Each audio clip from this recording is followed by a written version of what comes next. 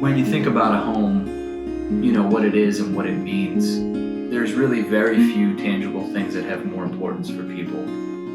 The home serves to provide shelter fundamentally, but it's also the foundation for the stories and memories that end up defining our lives. And more than that, I think for many, the house can become a vehicle for building a family, for building wealth, for building a life.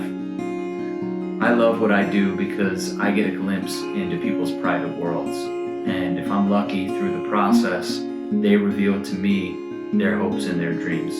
It's a journey that can be very personal and also very rewarding. My name is Adam Kabinoff, and I'm a real estate professional in Sarasota, Florida. I've been interested in real estate since I was a kid. My father built the house that we grew up in, and looking back, it was an incredible home, architecturally speaking. And I can remember walking the house with him while it was still being framed, and he had this blueprint of the house laid out on a makeshift table in what would become our kitchen. And I listened to him explain his vision for the space as we made our way up to the second floor by way of this little floating staircase that had no railing. And it was scary in a way, but my imagination was running wild, trying to fill in the blanks of his descriptions.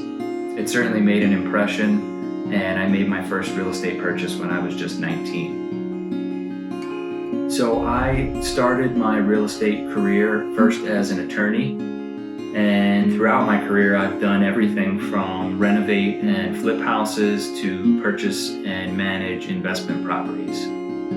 I think coming into the business with such a diverse background really has allowed me to impart value on my clients that they just may not get somewhere else. And, knowing the market is a prerequisite, but understanding value and the legalities of the business is more nuanced. Can I get a return, for example, by renovating this kitchen? What are the zoning restrictions in this part of town? Is there an advantage to using an as-is contract versus the FAR-bar contract in this particular scenario? I think if you ask 3 different realtors these questions, you may end up getting 3 different answers. I think the vast majority of my clients sense a high level of commitment from me towards achieving their real estate goals, and I would say that's been the biggest factor in my ability to build a successful business based largely on referrals.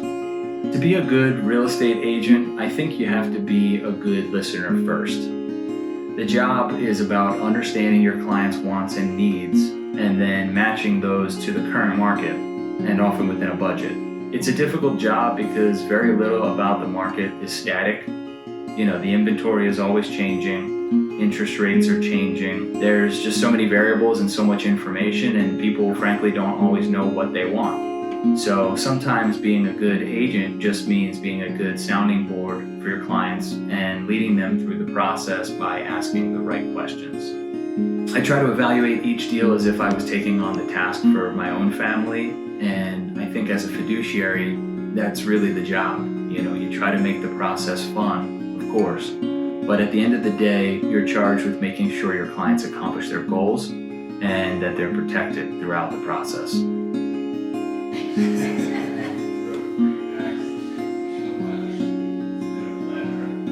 So if you've been thinking about buying or selling a home, give me a call. I'd love to hear from you.